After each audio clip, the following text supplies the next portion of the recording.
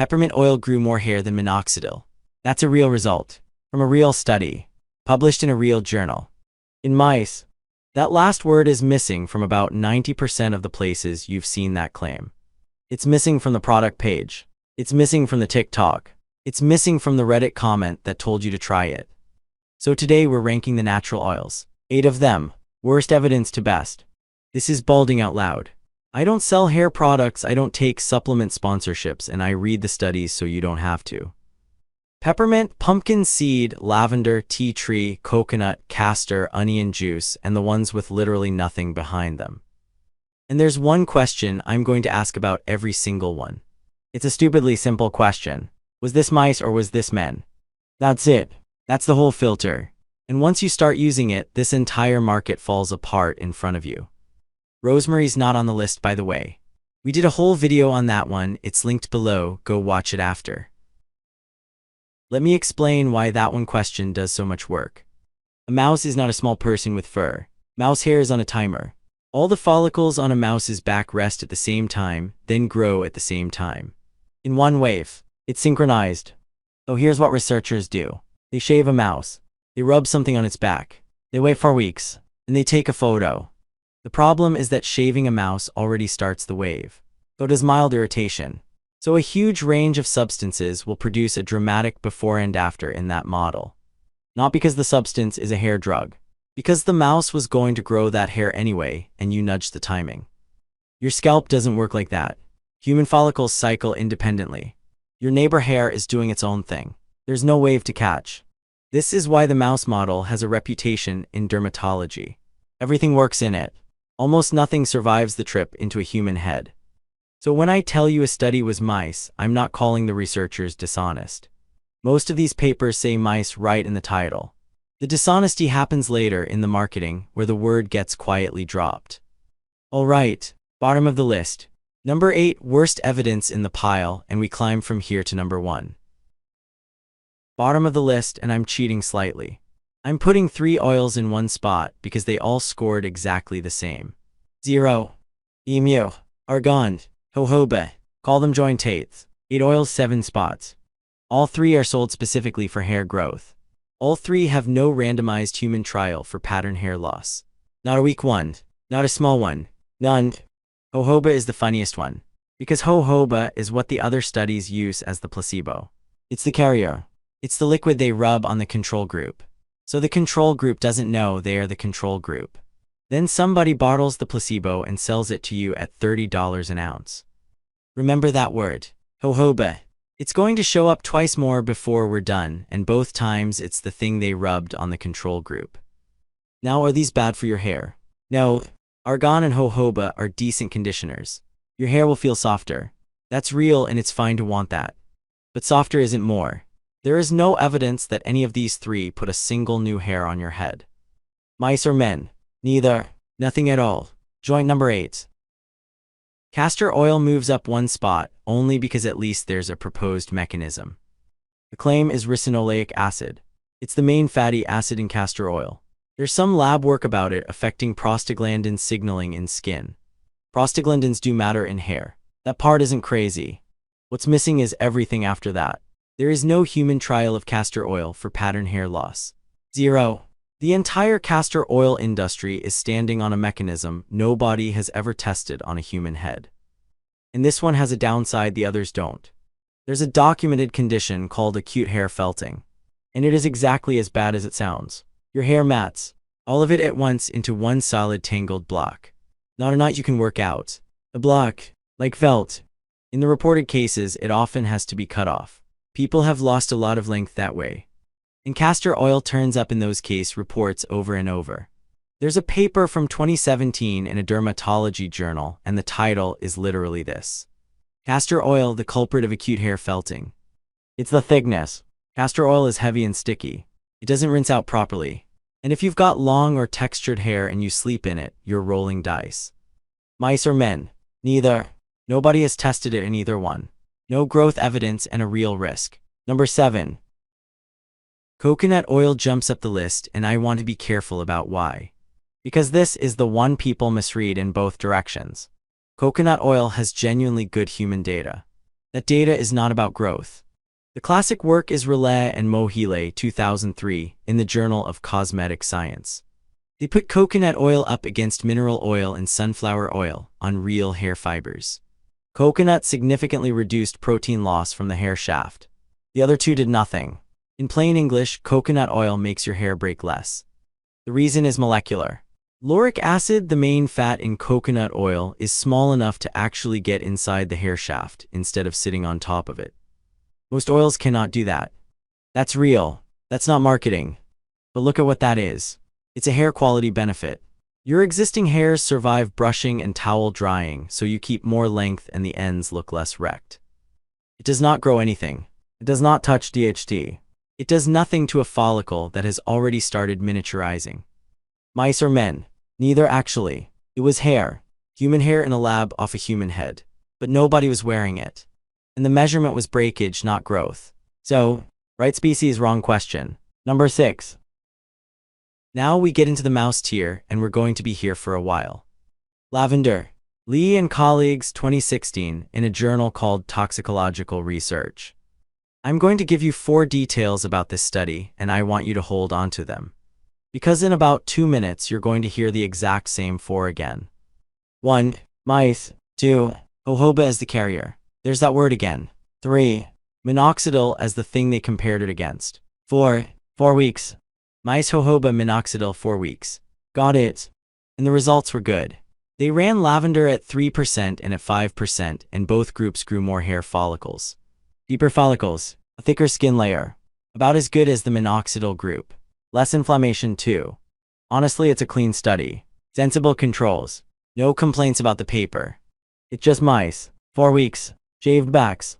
Human trials of topical lavender oil for male pattern baldness. None. One more thing, and it's honest to mention it. There is a human trial with lavender in it. 1998, 84 patients, and it worked. 44% improved versus 15% on plain carrier oil. 2 problems. First, lavender was one of 4 oils mixed together, so you can't pull it out and give it the credit. Second, and bigger. It wasn't pattern baldness. It was a different disease entirely. Alopecia areata. Park that phrase. Alopecia areata. It's going to come back at number 2, and it's going to matter a lot. Mice or men? Mice. 4 weeks. Number 5. Here's number 4. And notice something. Peppermint is the most famous oil on this list. It's sitting at number 4 out of 8. That gap is the whole reason I made this video. The study is O and colleagues 2014. Here's the title. Peppermint oil promotes hair growth without toxic signs. 3% peppermint oil on shaved mice. Now hold up the 4 I gave you.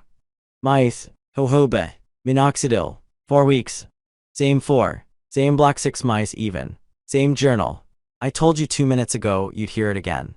That's because this entire field is one lab protocol run over and over with a different oil in the bottle. In Peppermint 1. More follicles, deeper follicles, thicker dermal layer, and higher IGF-1 expression, which is a real growth signal in hair biology. The photos are genuinely impressive. I understand exactly why it went viral. It's a mouse study. It always was. It said so in the abstract in 2014, and it still does. There is no randomized human trial of topical peppermint oil for male pattern baldness. None. Not a bad one. Not a small one. 0. This is the single most oversighted paper in the hair loss space. It's been turned into thumbnails, ad copy, and clinically proven badges. By people who never opened it. Because if they had, they'd have hit the word mice in the first paragraph. One more thing. Peppermint at 3% stings. Menthol hits a cold receptor in your skin. You get a tingle, and people read that tingle as the product working. It isn't a mechanism. It's a nerve. And in plenty of people, 3% is enough to cause real irritation. Mice or men? Mice. 4 weeks. Number 4. Top 3. Now we're finally in human beings. Tea tree oil has an actual randomized controlled trial in actual people. Satchel and colleagues 2002 in the Journal of the American Academy of Dermatology. 126 patients. One group got a 5% tea tree shampoo. The other got a placebo, daily for 4 weeks. The tea tree group improved about 41% on the dandruff severity score. Placebo improved about 11%. Itchiness improved too. Statistically significant, decent size, real journal. That is a good trial. And it is a dandruff trial. Not hair loss, not hair counts. Nobody measured a single hair. The endpoint was flakes and itch. So why is it number 3? Because dandruff and seborrheic dermatitis are not irrelevant to your scalp. An inflamed, flaking, itchy scalp is an unhappy environment for a follicle. And bad seborrheic dermatitis is linked to more shedding. Calming that down is a legitimate thing to do. But get the logic right. Tea tree treats a condition that can sit on top of your hair loss. It doesn't treat the hair loss. If your scalp is a mess, tea tree shampoo is defensible. If your scalp is calm and your hairline is moving, tea tree does nothing for you. Mice or men? Men. Right species. Wrong problem. Number 3. Number 2, and it's the one that always surprises people. Sharkey and Al-Obeidi, 2002, in the Journal of Dermatology. 38 patients. Crude onion juice rubbed on the scalp twice a day versus tap water. 2 months. The numbers are wild. 6 weeks in, about 87% of the onion group had regrowth. In the tap water group, 13%. 87 versus 13. Those are real people, and that's a real result. So why isn't this number 1? Because it was alopecia areata, not male pattern baldness. Remember I asked you to park that phrase back at number 5. This is why. Alopecia areata is an autoimmune condition. Your immune system attacks the follicle and you get round bald patches, usually fast. The follicle isn't dead, it's under attack. Calm the attack down and hair comes back. Male pattern baldness is a completely different machine. It's DHT. It's genetic sensitivity. It's slow and the follicle shrinks a little more with every cycle over years. They are not the same disease and they don't respond to the same things. And here's what makes areata studies tricky even on their own terms. Alopecia areata has a high spontaneous remission rate. A lot of patches just come back by themselves. And onion juice is an irritant. That's probably the mechanism. So any irritant you rub on a patch can look like a cure when the timing lines up. 24 years. No replication. Nobody has run it in pattern hair loss.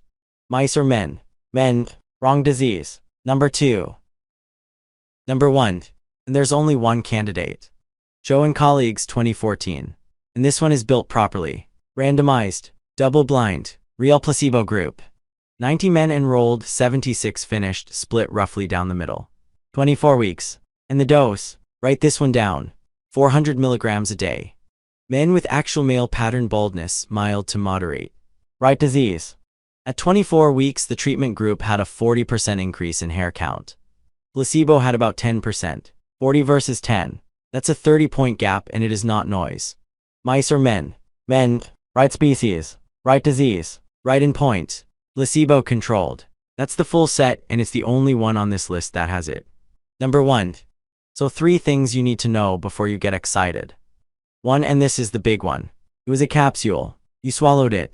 This has nothing to do with the pumpkin seed oil people are rubbing on their scalps, and the study says exactly nothing about topical use.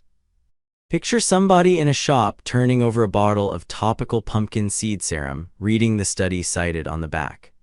That study is this one, and it was a pill. 2. The hairs didn't get thicker. Both groups came in at basically the same number. So it's more hairs, not better hairs. 3. The study was funded by the company that makes the supplement. And it's now been 12 years with no independent replication. In a field where replication failure is normal, 12 years of silence is information. Still number 1, by a mile. That should tell you how thin this whole category is. Alright, here's my honest position and you're free to disagree with it.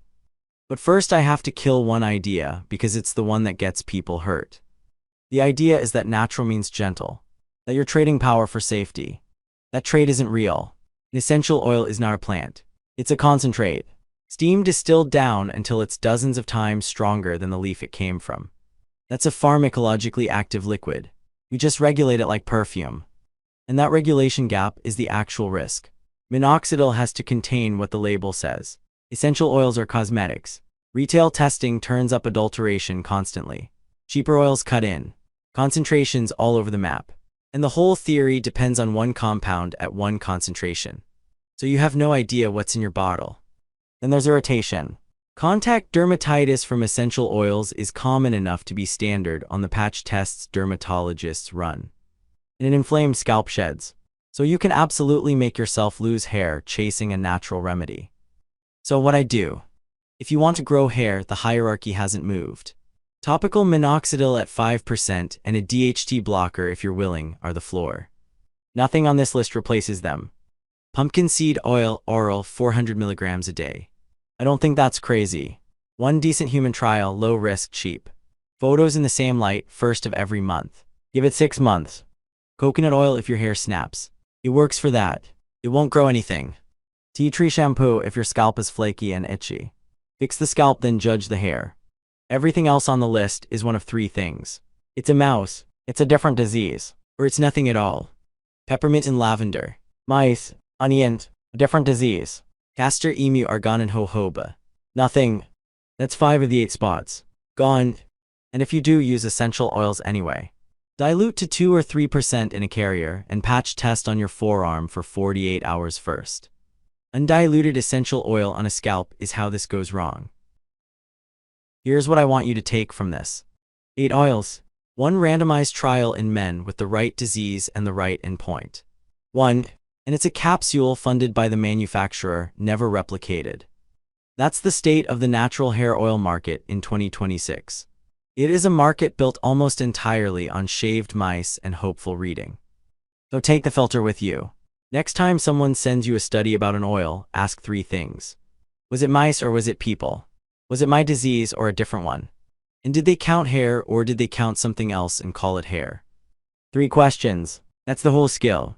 Everything I showed you is cited in the description with links, so go check my work and tell me in the comments if I got something wrong, because I'd rather be corrected than confident. So follow Balding Out Loud. Hair loss science, no BS.